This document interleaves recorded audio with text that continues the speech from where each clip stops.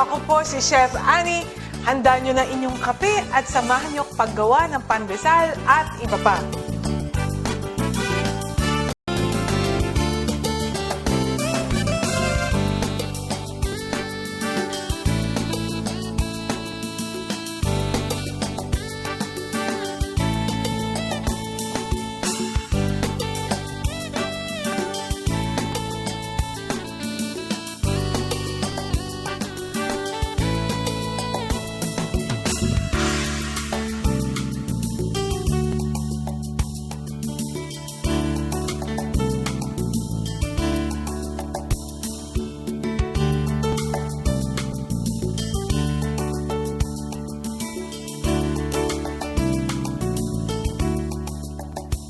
Procedure natin, just mix all ingredients. Yung yeast natin, we're using instant yeast. Instant as in hindi nyo na itatabi for 15 to 20 minutes. As in, shoot nyo lang lahat.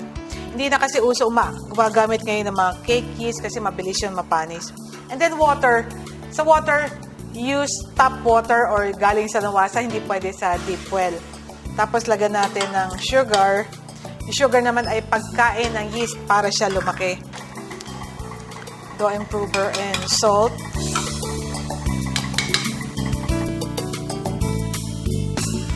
Okay, tapos lalagay ko na yung aking flour.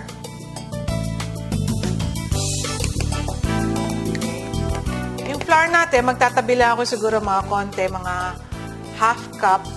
No? Bakit? Ba't nagtatabi ng half cup at hindi na lang ilagay lahat? Kasi hindi tayo sure kung ang ating flour ay luma o bago.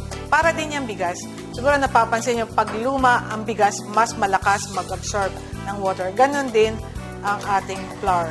I'm using bread flour, no? So, hintayin natin ma-moisten ng konti bago ko lagay yung ating margarine. You can also use shortening if you like. Sabihin nyo, kailangan ko ba ng mixer? Di ba pwedeng mano-mano? Pwede. Mamaya tuturo ko sa inyo pag need. Pero para sa akin, ang suggestion ko sa inyo, gumamit kayo ng makina. Kasi ito, may spare part ang kamay natin, wala. So, pag nasira yung kamay, so paano na? Hindi naman pwede palitan. So, dagdagan ko pa ng konti pang flour.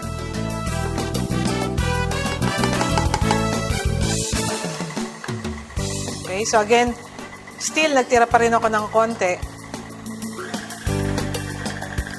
And then, after a minute, na-moisten na yung ating flour, na-absorb niya na yung moisture, at saka pala ako maglalagay ng fat. Okay, shoot na natin. And you can add more shortening. Kung gusto nyo mas malambot pa dito, pwede pang magdagdag ng mga 20 to 30 grams more ng shortening. So, continue kneading. If you're using a tabletop mixer like this one, it will take about 10 to 15 minutes. Kung mano-mano, siguro 20 to 30 minutes. No? But if you're using a spiral mixer, yun na ngayon ang high-tech mga spiral mixer, 7 minutes lang. Pero you have to use crushed ice instead of water kasi mabilis uminit ang masa. So again, kung wala kayong mixer, i-knead na lang natin by hand. Pwede nyo naman tapusin dito. Kaya lang mabilis masira itong ating tabletop mixer kung gagamitin nyo lagi sa tinapay. Kasi talagang mas maganda sa kanya, puro cakes lang. Anyway, exercise naman to. Ako ang magmamasa. Papakita ko sa inyo kung gaano ako kamacho. So, lagyan na natin ng flour. And pag nagko-costing kayo, baka nakakalimutan nyo, etong extra flour kasama yan sa costing. Pero kung hindi naman kayo nagtitinda, walang problema. Okay, so i-knead natin siya. Then allowance natin ng flour is about mga 1/2 cup. So i-knead natin using the heel of your hands. So this will take about 15 to 20 minutes and keep on kneading until very pliable.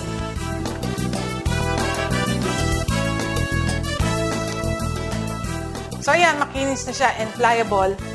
So, lagyan natin sa mixing bowl and let rest for 1 hour.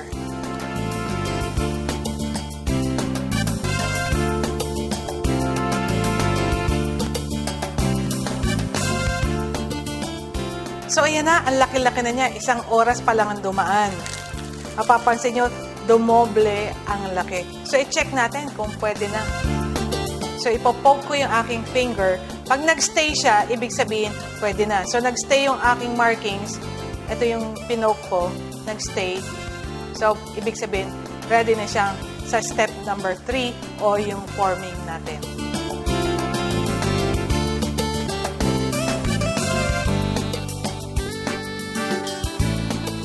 So, pagkatapos ang step number 2, step number 3 naman tayo ang forming.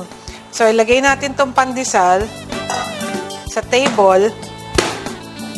Then, ibabasto natin. So, pahabain natin ng husto.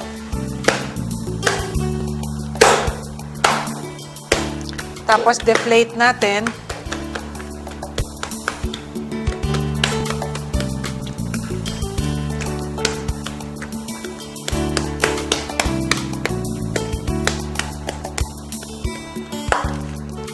So, iro-roll natin masikip na masikip. Roll.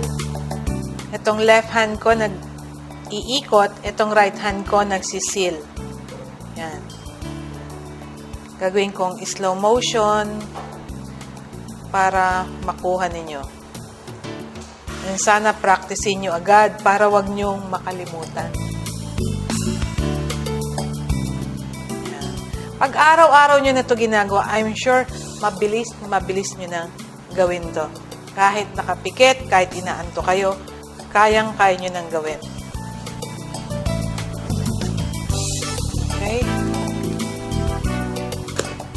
Yan, ang haba.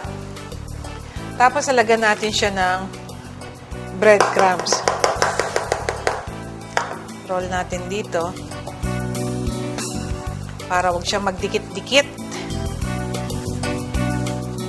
Itong breadcrumbs, yung mga luma yung tinapay, ito toast nyo lang, may sarili na kayong breadcrumbs. Kahit cake crumbs, pwede din, kaya lang medyo matamis-tamis. Yun yung masarap. Tapos, kakat natin to, katulad nito, mga 1 inch or 3/4 inch.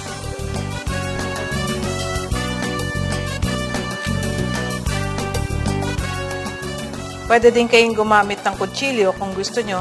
Kasi ngayon, ang ginagamit ko ay dough cutter.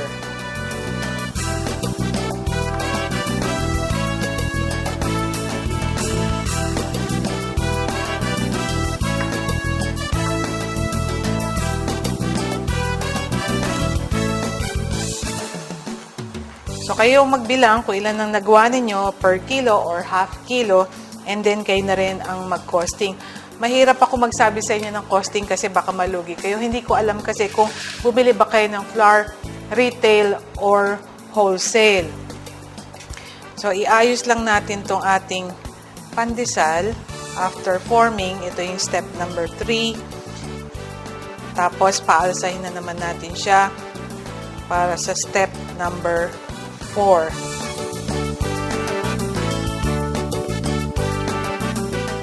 Siksik na natin para magkasya sa isang tray. Yun. Sobra pa isa. Siksik na lang natin. Again, ang pang-apat na stage, let rise na naman tayo. Paalsahin natin na 1 o 2 oras. Handa na to. Pwede na natin i-bake 8 to 10 minutes at 400 degrees Fahrenheit or 200 degrees Celsius.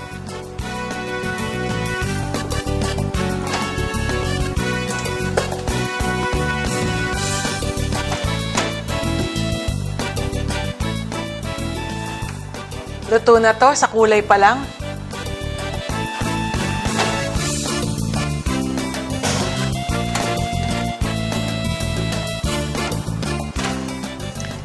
Ito na ang ating pandesal ng bayan.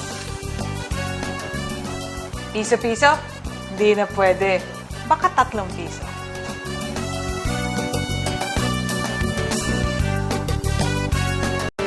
Sasarap! Sana po naibigan nyo ang mga recipes natin ngayon. I-try nyo sa bahay. Ito po si Chef Annie, nagpapaalam. Till next time! Bye-bye.